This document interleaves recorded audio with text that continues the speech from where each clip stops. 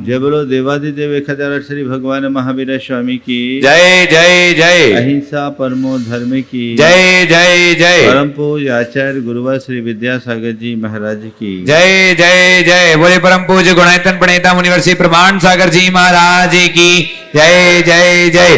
प्रेम और वात्सल्य हमारे जीवन का अंतरंग तत्व है। जैसे नदी हो और उसमें पानी का प्रवाह न हो तो नदी की कोई शोभा नहीं होती। वैसे ही जिसके जीवन में प्रेम का प्रवाह न हो उसका जीवन रसहीन होता है। अपने जीवन में सरसता और समरसता हम तभी उद्घाटित कर सकते हैं जब हमारे अंतरंग में प्रेम हो। कुरल काव्य में बहुत अच्छी बात लिखी, अस्तिहीनम यथा कीटम सूर्यो दहति तेजसा तथा दहति धर्मोपि धर्म शून्य निकीटकम प्रेम शून्य निकीटकम। जैसे अस्थि रहित जो कीड़े होते हैं सूर्य के तेज में भस्म हो जाते हैं, उसी तरह जिस मनुष्य का जीवन प्रेम शून्य है उसका जीवन भी नष्ट भ्रष्ट हो जाता है। हमारे पास सब कुछ हो और प्रेम न हो तो बड़ा गड़बड़ होता है।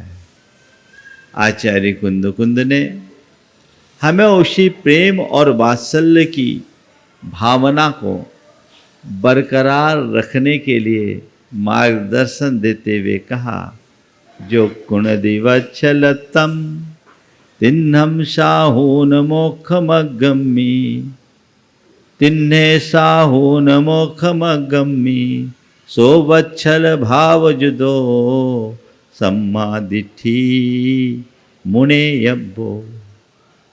जो तीन साधुओं के प्रति अर्थात आचार्य, उपाध्याय और साधु और मोक्ष मार्ग के प्रति वात्सल्य भाव प्रेम भाव रखता है, वही वात्सल्य भाव से युक्त सम्यक दृष्टि मानना चाहिए। हमें देखना है हमारे हृदय की स्थिति क्या है, धर्म के प्रति मेरे मन में कितना लगाव और धर्मी के प्रति मेरे मन में कितना लगाव। कदाचित आप सबका साधु जनों के प्रति तो लगाव और झुकाव होता है, उनके प्रति प्रेम ही नहीं श्रद्धा और भक्ति भी रहती है, लेकिन अपने साधर्मी के प्रति क्या स्थिति है, कभी इसकी और आपकी दृष्टि गई? अपने सगे संबंधियों के प्रति आपकी क्या दृष्टि है, इसके प्रति आपकी कभी दृष्टि गई? यदि उस तरफ हमारा ध्यान है तो समझना हम अपने जीवन को सकारात्मक दिशा की ओर बढ़ा रहे हैं, और यदि उधर हमारी दृष्टि नहीं तो अभी हम बहुत पीछे हैं, बहुत पीछे हैं, बहुत पीछे हैं। आज के युग में सबसे बड़ी यदि कमी है तो इन्हीं मूल्यों की कमी है। हम उस संस्कृति में पले बढ़े लोग हैं जहाँ से वसुधैव कुटुंबकम का संदेश पूरे विश्व में अनुगुंजित हुआ, जहाँ प्रेम, आत्मीयता, सद्भाव, परस्परता और बंधुत्व जैसे उदात्त जीवन मूल्यों को सबसे महत्वपूर्ण स्थान दिया गया, जहाँ सहजीवन की एक बड़ी अच्छी परिपाटी रही, आज वह सब कुछ विखंडित होती सी दिख रही है। उस तरफ किसी की दृष्टि नहीं और वो दिनों दिन छीन होते जा रही है। सबके बीच रहते हुए व्यक्ति अपने आप को एकाकी और टूटा हुआ अनाथ सा महसूस करता है। आखिर इसकी वजह क्या है? पहले तो लोगों के घर थोड़े एक दूसरे से दूर भी रहते थे, पर लोग एक दूसरे के पास रहते थे। आज सब एक ही अपार्टमेंट में रहते हैं, सबका एक ही पता है, लेकिन किसी को एक दूसरे का पता नहीं होता, कोई अता पता नहीं। आखिर इसकी वजह क्या है? आज प्रेम कम क्यों हो रहा है? 4 बातें प्रेम के कमी के कारणों को रेखांकित करते हुए प्रेम की वृद्धि के आधार स्वरूप बताऊंगा। कम्युनिकेशन, कोऑपरेशन, कोऑर्डिनेशन और कंट्रीब्यूशन। इन 4 बातों को यदि व्यक्ति अपने जीवन में आत्मसात कर ले तो कभी किसी के साथ प्रेम की कमी नहीं होगी। आज प्रेम की कमी का सबसे पहला कारण है कम्युनिकेशन गैप। एक दूसरे के साथ जिस तरीके का कम्युनिकेशन होना चाहिए वो कम्युनिकेशन आजकल देखने में बहुत कम मिलता है। संवादहीनता दिनों दिन बढ़ रही है। जहां संवाद है वहीं सद्भाव होगा, वहीं प्रेम होगा, और जहां संवाद खत्म वहां सब कुछ खत्म। आज लोग अपने अपने में इतने मगन हैं कि उनको दूसरों से कोई फुर्सत ही नहीं। आपस में लोगों की बातचीतें बहुत कम होती है। एक बार एक बहन जी मेरे पास आई, बोला महाराज जी हमें आपकी पिछी लेनी। बोले मेरी पिछी पता है, मेरी पिछी के लिए बहुत सारे नियम लेने पड़ते हैं और तुम्हारी अभी उम्र नहीं है। बोले महाराज जी आप उसकी चिंता मत करो, हम लोग तो 6-6 महीने एक दूसरे से बात ही नहीं करते। हम लोग 6-6 महीने एक दूसरे से बात ही नहीं होती। हमने कहा तब तो तुम्हें और भी नहीं मिलेगी, पहले बात करना तो सीखो। एक दूसरे के साथ जो कम्युनिकेशन गैप है ये हमारे लिए बहुत बड़ी सोचनीय बात है। ये कम्युनिकेशन गैप खत्म होना चाहिए, एक दूरियां मिटनी चाहिए। लोगों को समझना चाहिए कि आखिर वस्तु स्थिति क्या है। और इस कम्युनिकेशन गैप को बढ़ाने में कारण क्या है पता है? पहले लोग अपने साथ जीते थे, अपनों के साथ जीते थे। अब लोग अपने लिए जी नहीं पाते, अपनों के साथ जी नहीं पाते, औरों में उलझे रहते। तो अपनत्व का विस्तार कैसे होगा? औरों में किनसे उलझते हैं? आज सबसे ज्यादा अगर मनुष्य की संवादहीनता का कारण बना है तो सोशल मीडिया है। इन सोशल मीडिया में उलझे हुए लोग उन फालतू की बातों में अपना सब कुछ खर्च कर देते हैं जिनसे कोई लेना देना नहीं है। या तो गेम खेलते रहेंगे, या फेसबुक चलाएंगे, या व्हाट्सएप चलाएंगे, या इंस्टाग्राम में होंगे, या ट्विटर में होंगे, और न जाने और क्या क्या और भी कुछ है होगा, है ना। अलग अलग अकाउंट में। एक व्यक्ति ने एक फोटो दिखाई मुझे। एक परिवार में एक सोफे पर 3 लोग बैठे थे और तीनों बैठे हैं, तीनों मोबाइल चला रहे हैं। आजू बाजू वालों को कोई खबर नहीं। ये क्या है? सोचनी बात है कि नहीं? कम्युनिकेशन प्रॉपर होना चाहिए। कम्युनिकेशन गैप जहां होता है वहां कलह बढ़ता है, और जहां प्रॉपर कम्युनिकेशन होता है, संवाद जुड़ता है, वहां सद्भाव बढ़ता है, प्रेम बढ़ता है। आप देखिए, आपके जिनसे भी संबंध है, संपर्क है, आपका संबंध किस प्रकार का है? प्रायः अगर आपस में संवाद है, एक दूसरे के लिए हृदय में स्थान है, तो समझना वो हमारा संबंध है और हम केवल साथ हैं। हमारा आपस में कोई कम्युनिकेशन नहीं, हमारा एक दूसरे से कोई संवाद नहीं, एक दूसरे के लिए हृदय में कोई जगह नहीं, तो वो संपर्क है। संबंध और संपर्क, इन दोनों में बड़ा अंतर होता है। रिलेशन एंड कांटेक्ट एक सा नहीं होता। क्या अंतर है बताऊं? जहां हम फिजिकली मिलें और मेंटली ना मिलें वो कांटेक्ट है, और जहां हम फिजिकली मिले या ना मिले, मेंटली मिले रहें, समझ लेना वो रिलेशन है। उदाहरण देता हूं। दूध में पानी मिलाओ, पानी दूध में मिल जाता है, दूध पानी में मिल जाता है, दोनों एक दूसरे में घुल मिल जाते हैं, दो मिलकर एक हो जाते हैं, दो नहीं रहते। रोज का अनुभव है ना। और पानी को अगर तेल में यदि पानी मिलाओ तो क्या होता है? तेल अलग रह जाता है, पानी अलग रह जाता है। दोनों एक साथ है पर एक नहीं है, और दूध और पानी एक साथ ही नहीं, एक भी है। इसलिए दूध और पानी की तरह संबंध होता है और तेल और पानी की तरह संपर्क होता है। एक साथ रहो और एक न रहो तो समझना केवल संपर्क है, और एक साथ रहते हुए एक हो जाओ, एक मेक हो जाओ तो समझना संबंध है।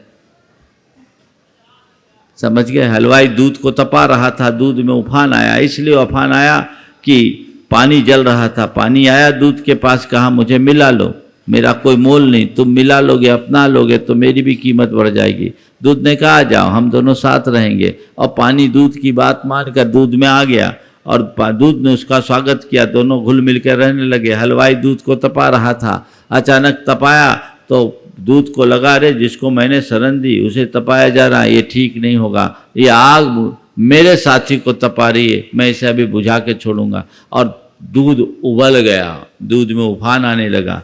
हलवाई की दृष्टि पड़ी, एक चुल्लू पानी दूध में डाला, कहा मेरा साथी सुरक्षित है। दूध का उबाल ठंडा हो गया,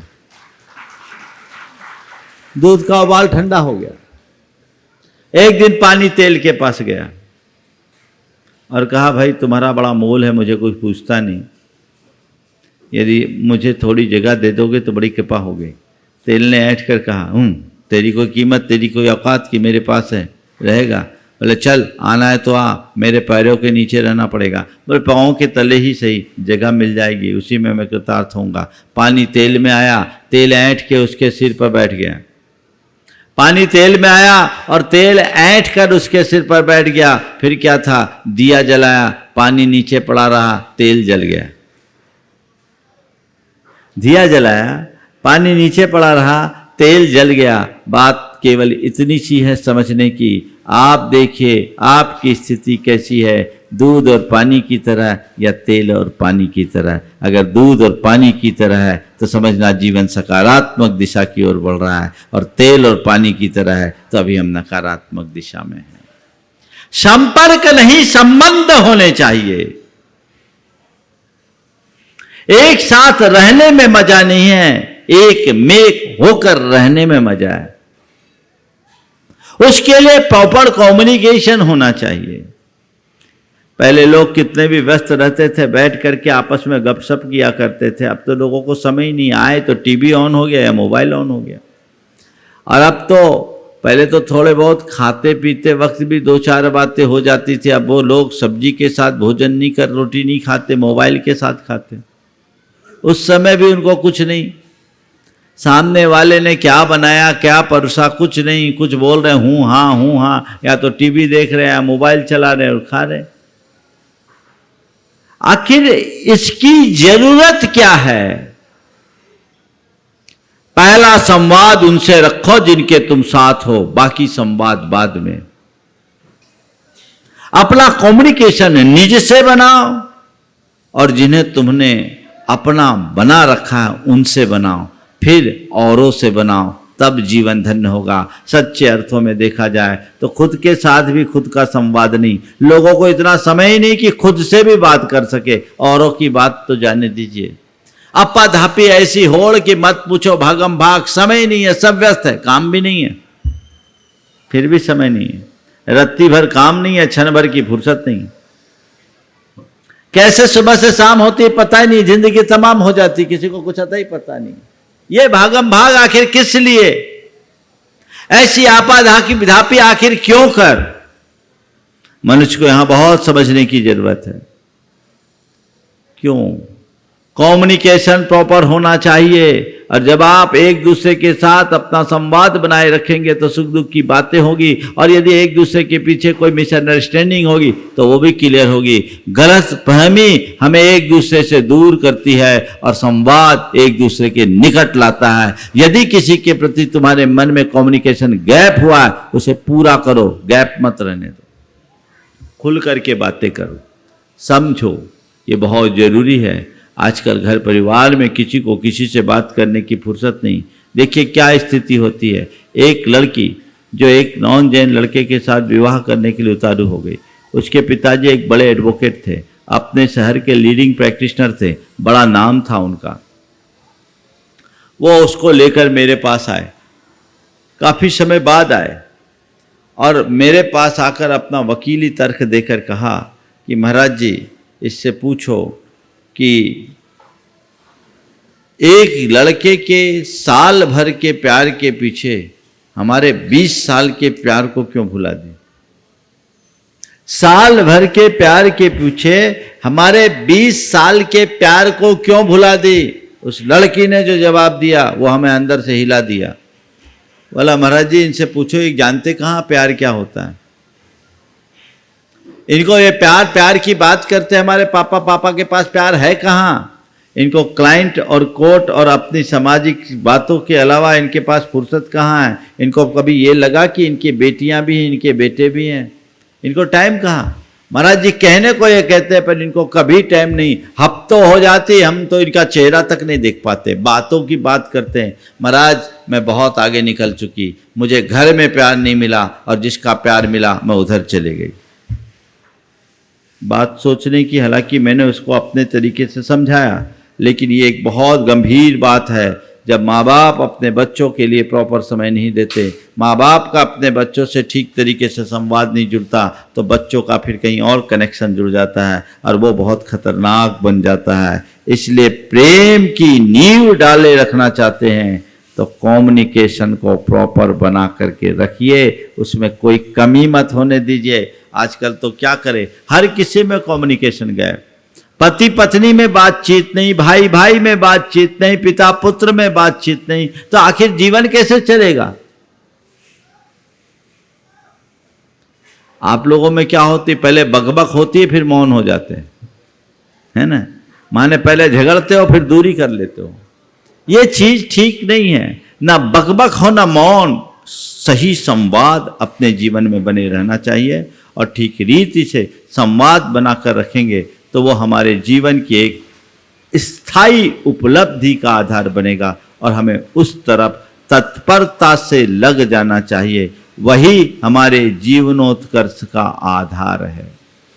तो पहली बात कम्युनिकेशन, दूसरी बात कोऑर्डिनेशन, तालमेल, समन्वय, सामंजस्य।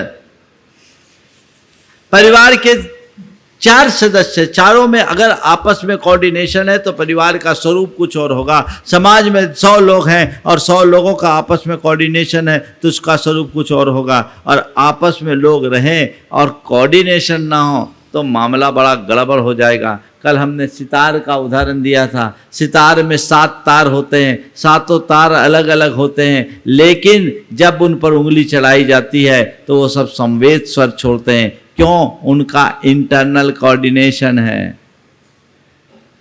कोऑर्डिनेशन है। हर घर में हर व्यक्ति के अलग अलग विचार हैं, हो सकता है, लेकिन अच्छा विचार भिन्नता के बाद वैचारिक टकराव नहीं होना चाहिए।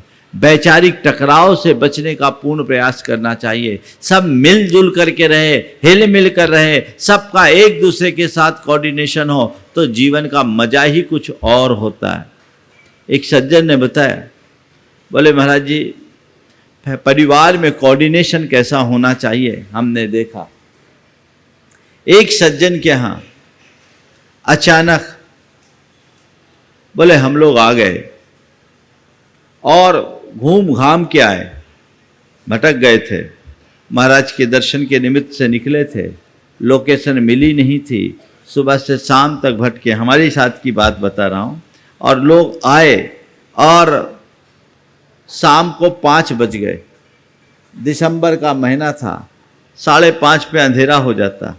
अब वो लोग आए, हम लोगों के साथ चले और चलते चलते जय जयकार करते हुए पहुंच गए। एक छोटे से गांव में हम लोगों को रुकना था और रुकने का भी क्या कहानी था। हम लोगों को जहां जाना था वो 6 किलोमीटर दूर निकल गया। हम लोगों ने देखा 5 बज रहे हैं, यहाँ से 6 किलोमीटर दूर है, अब पहुँच पाना संभव नहीं है, बीच जंगल में कहीं नहीं रह पाएंगे। लोगों ने कहा महाराज जी यहाँ से 1.5 किलोमीटर दूर एक गांव है, वहाँ 4 घर के लोग हैं, आप वहाँ चलें, वहाँ रात रुक लेते हैं, सवेरे निकल जाएंगे। हम लोग उस तरफ की तरफ रुक कर लिए। लोग आ गए, पूरी बस थी, विदिशा की बस थी और आए, सब हम लोग साथ जय जयकार करके चले गए। हम लोग उस गांव में पहुंचे, लोगों ने स्वागत किया और देखा एक साथ 40-45 लोग आ गए हैं और शाम के भोजन की व्यवस्था करनी है, कैसे करें क्या। सब लोग इकट्ठे हो गए, आजू बाजू के जितने भी थे सारे सदस्य, एक ही परिवार के 4 घर थे, चारों घर के लोग इकट्ठे हो गए और इकट्ठे होकर फटाफट सब काम कर लिए और लोगों को 15 मिनट में भोजन करा दिया। 15 मिनट में भोजन करा दिया। उस समय हृदय मोहन जैन भी थे। उन्होंने मुझसे आके कहा, महाराज अगर विदिशा में भी इतने लोग अचानक आ जाते तो हो सकता हम इतनी जल्दी इनकी व्यवस्था नहीं कर पाते, पर महाराज क्या इन लोगों ने हमारा स्वागत किया, हम अभिभूत हो गए और सवेरे से महाराज कुछ खा पी भी नहीं पाए थे। कहने का तात्पर्य है, जब एक दूसरे के साथ कोऑर्डिनेशन होता है तो रूप ही कुछ और होता है, और कोऑर्डिनेशन का अभाव होता है तो मामला सब गड़बड़ हो जाता है। एक की बेटी की शादी थी, 4 भाइयों का परिवार था, चारों अलग अलग शहर में रहते थे, लेकिन चारों भाई अलग अलग शहर में रहने के बाद जिसकी बेटी की शादी थी, उसकी शादी के 1 महीने पहले किडनी में प्रॉब्लम आ गई। वो व्यक्ति काम करने में समर्थ नहीं था, लेकिन शादी ऐसी हुई जैसे किसी को पता ही नहीं। शेष 3 भाइयों ने कहा, भैया चिंता करने की जरूरत नहीं है, आपकी बेटी नहीं हमारी बेटी, हमारे घर की बेटी है और अपने घर की पहली शादी है, इस शादी में हम कोई कोर कसर नहीं छोड़ेंगे। और सब मिलजुल करके उसको ये स्वरूप दे दिए कि सामने वाले को कुछ सोचना ही नहीं पड़ा। क्या ऐसा बना सकते हैं कि नहीं? आजकल प्राय लोग किसी वजह से दूर हो जाते हैं तो मन से भी दूर हो जाते हैं। मैं आपसे कहूँगा, आप फिजिकली एक दूसरे से दूर भले हो जाओ, पर भावनात्मक रूप से अपनी निकटता बनाए रखनी चाहिए। भावनात्मक निकटता कभी खत्म नहीं होनी चाहिए, ये प्रयास हमेशा होना चाहिए। कोऑर्डिनेशन बना करके चलो सब में, जिसमें जो हो वैसा करो, जिसके अंदर जो योग्यता है, जिसकी जैसी दृष्टि है, जिसके अंदर जैसी प्रतिभा है, जिसकी जैसी रुचि है, जिसकी जैसी क्षमता है, उसके अनुरूप वो काम करे और दूसरा जहाँ उसकी कमी है उसकी पूर्ति कर दे, तो जीवन निखर जाता है। और लोग एक दूसरे के साथ खींचातानी करते हैं तो जीवन बिखर जाता है। हमें जीवन को निखारना है, बिखरने से बचाना है, ये हमारी पहली प्राथमिकता होनी चाहिए। तो कोऑपरेशन, कोऑर्डिनेशन, और तीसरा है, क्या बोला था, कंट्रीब्यूशन। कोऑपरेशन, कोऑर्डिनेशन, कंट्रीब्यूशन और क्या बोला, कॉम्बिनेशन बोला था मैंने, हाँ कम्युनिकेशन, हाँ कम्युनिकेशन, कोऑर्डिनेशन और कोऑपरेशन, चौथी बात। तो एक दूसरे से मिलते जुलते शब्द है, मैं तो जब चालू हो जाता हूं तो चालू हो जाता हूं, जो आपके भाग्य से निकल जाए। कोऑपरेशन, एक दूसरे को सहयोग, सहयोग में कभी कमी नहीं होना चाहिए।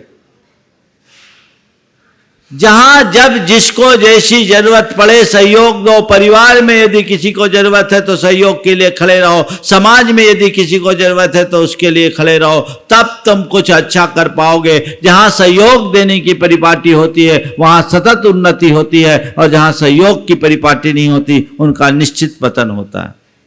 सहयोग देने की तत्परता अपने अंदर हुई है, हमें एक दूसरे का सहयोगी होना चाहिए। देखिए सहयोग का क्या असर होता है। एक सज्जन मेरे पास आए, सहयोग की भावना आप सुनकर के अभिभूत हो जाओगे। पति पत्नी दोनों आए, 48 वर्ष की उम्र थी पति की, 46 वर्ष की उम्र थी पत्नी की। दोनों ने आकर कहा, महाराज हम लोगों ने विचार किया है, हमें आप ब्रह्मचर्य व्रत दे दें, आजीवन ब्रह्मचर्य व्रत। दोनों लोग आजीवन ब्रह्मचर्य व्रत लेने की भावना लेकर आए। मैंने कहा बहुत अच्छी बात है, पर ये एकाएक ऐसी भावना क्यों हो गई? तो बताया उसके छोटे भाई की 42 वर्ष की उम्र में मृत्यु हो गई थी। 42 वर्ष की उम्र में छोटे भाई की मृत्यु हो गई, और उसकी 39 वर्ष की जो बहू थी वो विडो होने के कारण उसने ब्रह्मचर्य व्रत ले लिया। तो एक दिन धर्मपत्नी ने मुझसे कहा, महाराज जी भाई, धर्मपत्नी ने मुझसे कहा कि देखिए आज हमारी छोटी बहन अपने पति के अभाव में ब्रह्मचर्य ले रही हैं। वो 39 वर्ष की उम्र में ब्रह्मचर्य ले रहे हैं, आप 48 और हम 46 वर्ष के हो गए, हमें भी ब्रह्मचर्य ले करके उनका सहयोग करना चाहिए। महाराज आप ब्रह्मचर्य दीजिए, हम ब्रह्मचर्य व्रत लेकर अपने जीवन को आगे बढ़ाएं। सहयोग की वृत्ति हमेशा बना कर रखना चाहिए, ये भी एक दृष्टिकोण है। लोग तो अपने और अपनों तक ही सीमित रहते हैं, और उस व्यक्ति ने न केवल अपने छोटे भाई की बहू अपितु उनके बच्चों को भी इस तरीके से संभाला जो समाज में एक मिसाल है।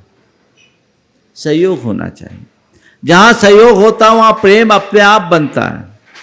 एक व्यक्ति है मेरे संपर्क में, जिन दो भाई दोनों अलग अलग शहरों में रहते हैं। छोटा भाई का व्यापार थोड़ा कमज़ोर था, कमज़ोर क्या एक प्रकार से फेल्योर ही था, और बड़ा भाई जो अपने पैतृक निवास में रहता था उसका कारोबार बहुत बड़ा था। छोटे भाई की बेटी के संबंध की बात आई, सहयोग कैसा होना चाहिए वो मैं बताता हूँ आपको। छोटे भाई की बेटी के संबंध की बात आई, बड़े भाई ने प्रपोजल रखा तो उसने कहा भैया जिस घर की आप बात कर रहे हो वो हमारी औकात से बाहर है, हम इतना खर्चा कैसे कर पाएंगे, इसलिए हमने बात चलाना उचित नहीं समझा। बड़े भाई ने कहा अरे तुझे क्यों चिंता करता है, इसकी तू क्यों चिंता करता है, तेरी बेटी मेरी बेटी नहीं है क्या? मैंने कभी तेरी बेटी को केवल तेरी बेटी नहीं माना, मेरी बेटी नहीं है, मैंने हमेशा उसे एक बेटी के रूप में देखा है। बस मैं तुझसे कुछ नहीं कहता, तू जा और एक बार देख तुझे लड़का पसंद है या नहीं, घर या वर पसंद, घर और वर पसंद है या नहीं, बाकी सब काम मेरा है, तुझे कोई चिंता करने की जरूरत नहीं। बाकी सारा काम मेरा है, तुझे चिंता करने की कोई ज़रूरत नहीं। अब क्या था, बड़ा भाई और इतना बड़ा संबल, कहा ठीक है भैया आप जो कहते हो मैं करता हूँ, लेकिन मेरे पास मेरी पोजीशन आपको पता है। बोले तेरे को कुछ मत देखना, तुझे कुछ नहीं देखना, मैं हूँ ना, मैं संभालूंगा। उनने देखा, वो संबंध तय हुआ और उस व्यक्ति ने 15 दिन पहले घर से बाहर जाकर उसने पूरा कारोबार, पूरा विवाह का कार्यक्रम संभाला और आलीशान तरीके से विवाह के कार्य को संपन्न किया। उसके भाई और उसकी धर्मपत्नी उससे अभिभूत हो गए। ये कार्यक्रम चला और आपको बताऊं 6 महीने 8 महीने बाद बड़े भाई की धर्मपत्नी को कुछ लंग्स में प्रॉब्लम हुई और बीमारियां हुई। उसे इलाज कराने के लिए उसी महानगर में जाना था जहां वो रहता था। वो गई और वहां उसके भाई और बहू ने जो देवरानी ने जो सेवा की उसने अभिभूत कर दिया। उसने कहा महाराज जी हम आज जानते हैं कि सेवा का फल क्या होता है। जब हमारे पति इसमें खर्चा कर रहे थे तो मुझे कष्ट होता था कि ये व्यर्थ में क्यों कर रहे हैं, उनके लिए इतना खर्च करने की क्या ज़रूरत, अपने भी तो बच्चे हैं।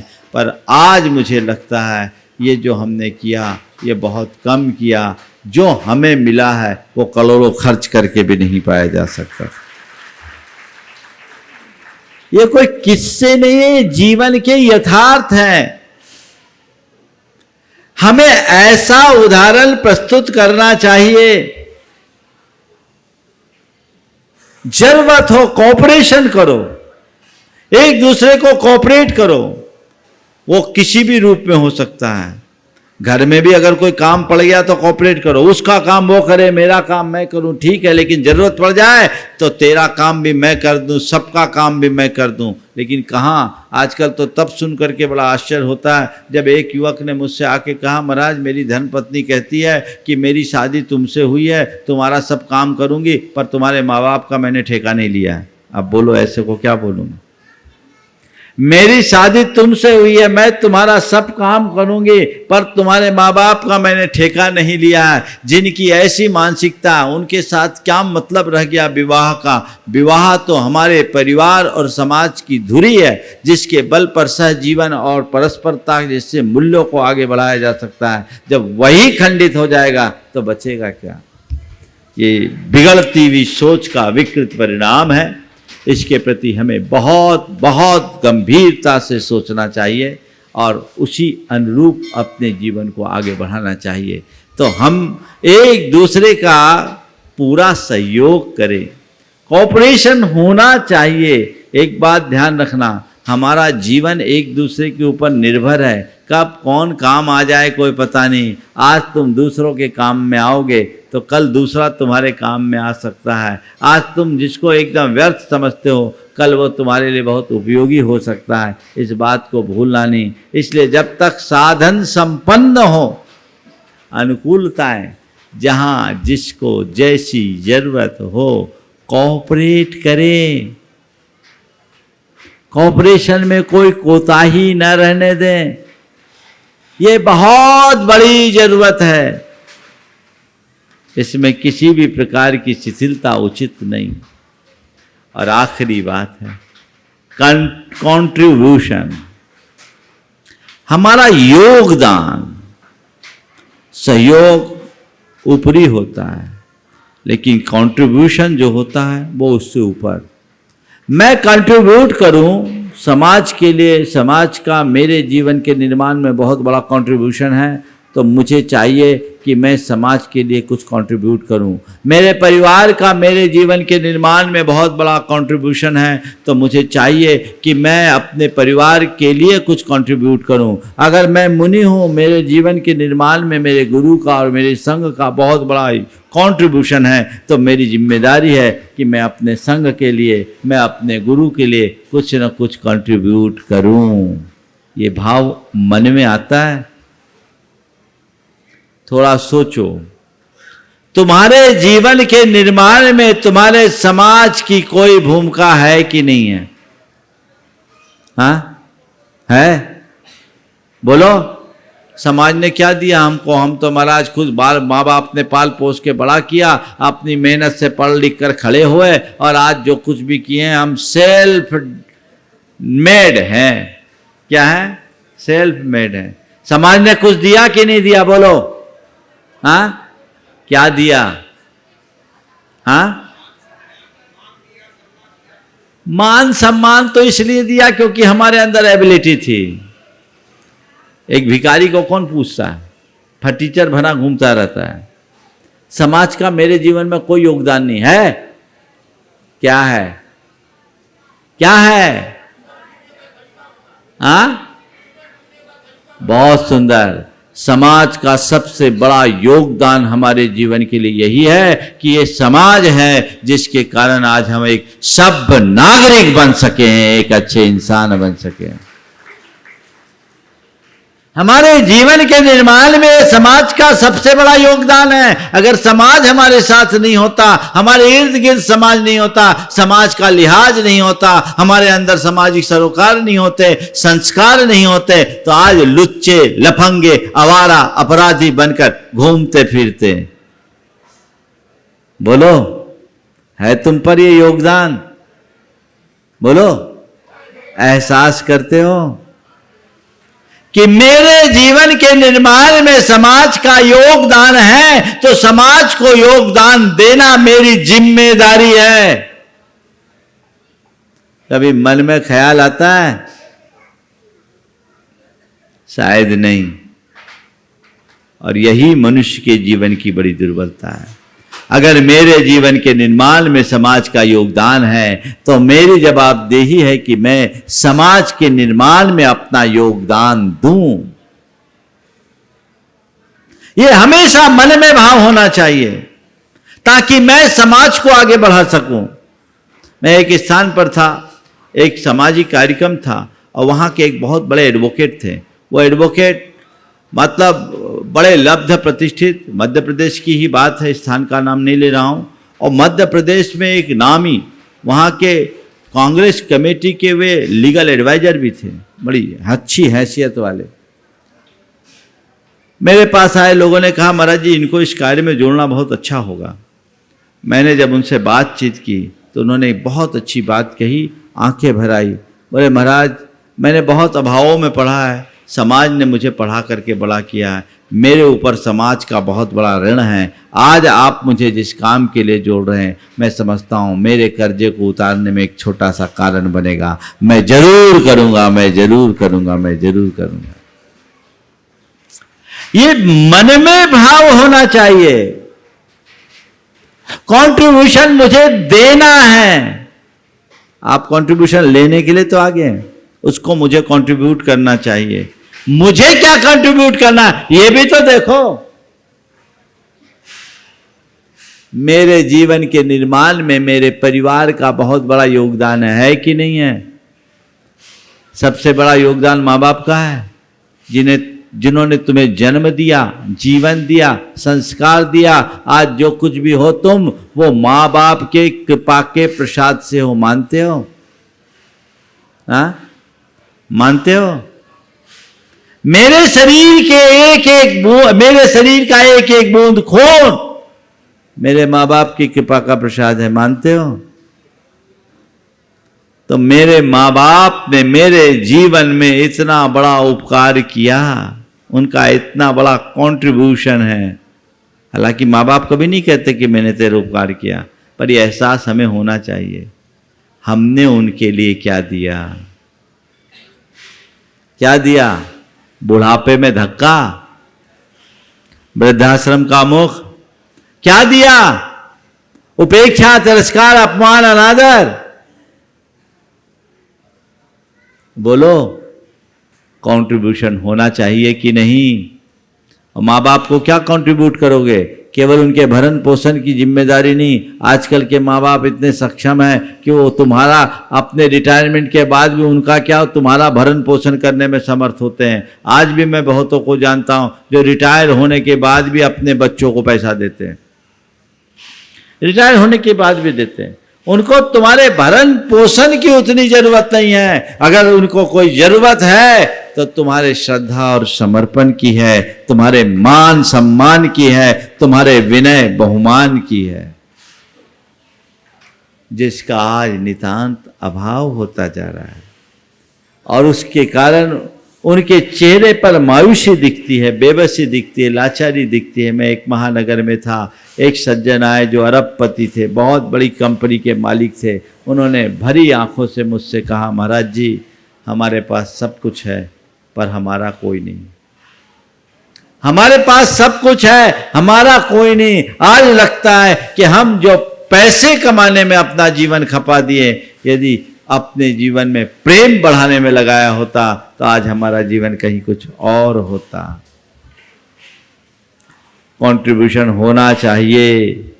परिवार के एक एक सदस्य का हमारे जीवन के निर्माण में योगदान है, तो हमें परिवार के निर्माण में, परिवार की खुशहाली में, परिवार की समृद्धि में, परिवार की स्थिरता में, परिवार की एकता में अपना पूर्ण योगदान देना चाहिए।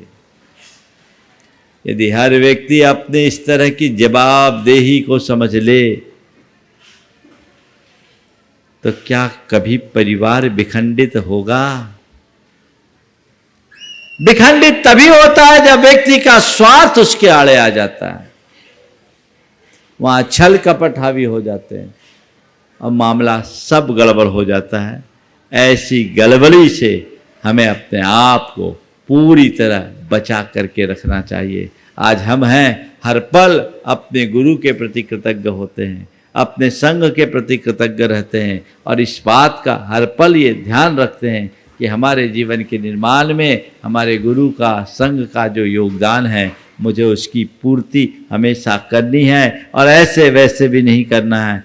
मुझे अपना श्रेष्ठतम प्रदान करना है। इसी वजह से मेरा प्रेम संघ के प्रति है, मेरी श्रद्धा गुरु के प्रति है। ये भाव आप भी ऐसे जगाओगे तभी अपने हृदय में प्रेम और वात्सल्य भर पाओगे, अन्यथा बातें रह जाएगी। हम लोग बातें बहुत करते हैं लेकिन जो करने योग्य काम है उसमें अक्सर पिछड़ जाते हैं। हम पिछड़े नहीं। आज जो 4 बातें मैंने आप सबको बताई है, कम्युनिकेशन, कोऑर्डिनेशन, कोऑपरेशन और कंट्रीब्यूशन, आप इसे अपनाएं और कंपटीशन से बचें, कंपैरिजन से बचें, कंट्रावर्सी से बचें। चलो इस पर कल कर लेंगे। इसका उल्टा है जो वात्सल्य को ख़त्म करने वाला है। क्या है? कंपटीशन, कंपैरिजन, कंट्रावर्सी, समझ गए, ये हमारे जीवन को तबाह करने वाले हैं। इनसे अपने आप को हमेशा दूर रख करके चलना है। जब हम इससे दूरी बनाएंगे तभी अपने जीवन को सफल और सुखी बना सकेंगे। समय आप सबका हो गया, यहीं पर विराम। बोलिए परम पूज आचार्य गुरुवर श्री विद्यासागर जी महाराज की।